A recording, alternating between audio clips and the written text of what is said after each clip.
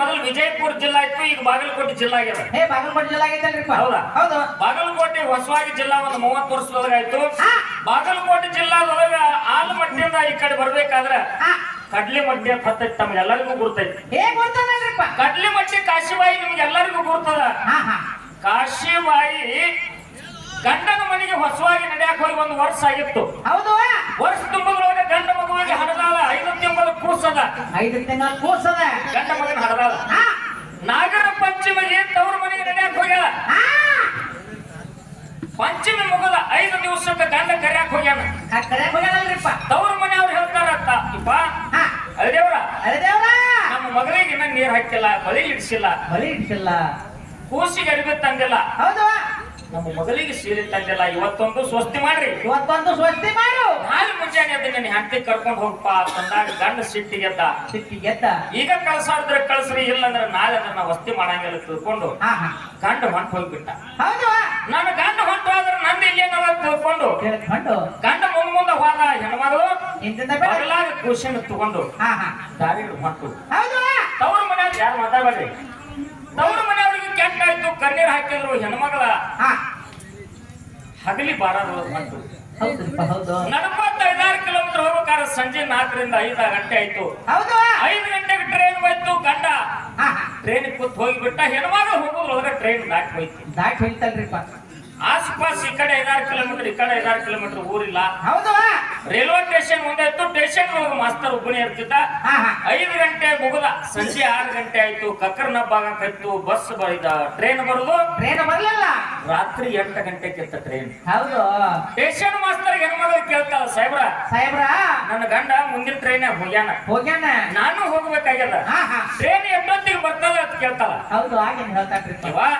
8 ಗಂಟೆಗೆ ಬರ್ತದವ, ಅಲ್ಲಿವರೆಗೆ ನಿನ್ನ ಕೂಸಿನ ತಗೊಂಡು ನನ್ನ ಸ್ಟೇಷನ್ ಒಳಗ ವಿಶ್ರಾಂತಿ ಮಾಡು.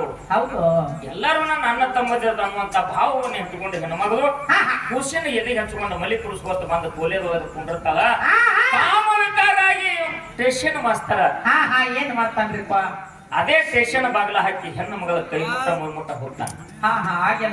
ಅವಾಗ ಹೆಣ್ಮಗಳು ತಿಳ್ಕೊತಾಳ, ಇವತ್ತ ನನ್ನ ಮಾನ ಹೋಗುವಂತ ಪ್ರಸಂಗ ಬಂದದ. ಗಂಡನ ದಾಟಿ ಹೋಗ್ಯಾನ ಭಗವಂತ, ನನಗೆ ಏನು ಕೊಡ್ಲಿ ತಂದಿಟ್ಟು ಬುದ್ಧಿಗೆ ತಿಳ್ಕೊಂಡು ಕಣ್ಣಾಗ ನೀರು ತಂದು ಇನ್ ಏನ್ ಮಾಡುದು ಈ ಕಾಮಕ್ಕೆ ನನ್ನ ಬಿಡುದಿಲ್ಲ ತಿಳ್ಕೊಂಡ್ರೆ ಸ್ಟೇಷನ್ ಮಾಸ್ತರ್ ಒಂದು ಮಾತು ಹೇಳ್ತಾಳ, ಬ್ಯಾಡ್ರಿ ನನ್ನ ಅಣ್ಣನ ಸರಿ ಇದ್ರಿ ನೀವು, ಈ ತಗದ ಬೇಡ. ನಾ ಏನ್ ಹೇಳಿದ್ರು ಕೇಳುವಂತ ಪರಿಸ್ಥಿತಿ ಒಳಗಿಲ್ದಾಗ ನನ್ನ ಮಗ ಮಲ್ಗ್ಯದ ಸ್ವಲ್ಪ ನೋಡ್ರಿ, ನಾ ಹೊರಗೆ ಹೋಗಿ ಬರ್ತೀನಿ ಒಂದಕ್ಕೆ ತಿಳ್ಕೊಂಡು ಅವನಿಗೆ ವಿಶ್ವಾಸದ ಮಾತನ್ನ ಹೇಳಿ ಹೊರಗೆ ಹೋಗಿ ಬಾಗಿಲ ಹಾಕಿ ಹೊರಗಿನ ಚಿಲಕ ಹಾಕಿಬಿಟ್ಟು ಚಿಲಕ ಹಾಕಿಬಿಟ್ಟು ಮಾಸ್ತರ್ ಅಂತಾನ, ಬರ್ಲಿಲ್ಲ ಅಂದ್ರೆ ನಿನ್ನ ಕೂಸಿನ ಕೊಡ್ತೀನಿ, ನೋಡ್ರಿ ಅಂತ ಬರ್ಲಿಲ್ಲ ಅಂದ್ರ ಕೂಸಿನ ಕೊಡ್ತೀನಿ, ನಿನ್ನ ಮಗ ಬೇಕಂದಿ ಬಾಗಿಲ ತೆಗೆದು ಒಳಗ ಬಾ, ಇಲ್ಲಂದ್ರ ನಿನ್ನ ಕೂಸಿನ ಕೊಡ್ತೀನಿ ಅಂತ.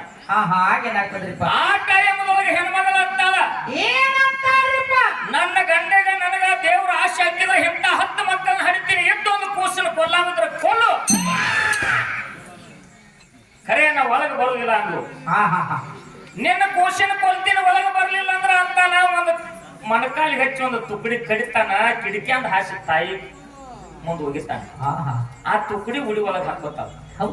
ಮತ್ತ ಒಳಗೆ ಬಾತಾನ, ಬರ್ಲಾರ್ಕಾಗಿ ಇನ್ನೊಂದು ಮಣಕಾಲಿಗೆ ಹಚ್ಚಿ ಗಡಿಗೆ ಕಡಿತಾನ, ತಾಯಿ ಕಡೆ ಹೋಗಿತಾನ.